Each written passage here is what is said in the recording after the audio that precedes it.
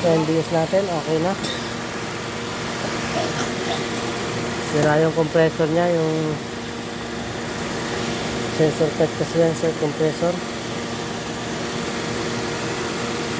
Pinalitan natin ng compressor buo. Ayan, tapos na yung ating compressor, buo natin pinalitan. Ayan o. Yung ating bios. Ito yung ating bios, yan bios. Yan. Diyan ka lang. Ayan, nakita niya malamig. Ang lamig na po niya. Alright na siya. Tapos din pinalitan natin na yan, compressor. Tapos diretso flashing na rin. Hindi na video ang kanina kasi wala tayong taga video. So, fast forward agad, maandar na. Malamig na siya. So yung mga gasa, kita nyo sobrang lamig. Nagmumoist yung kanyang linya ng aircon, tubo. Ayan, nagmumoist na yan. Pakalamig sa loob.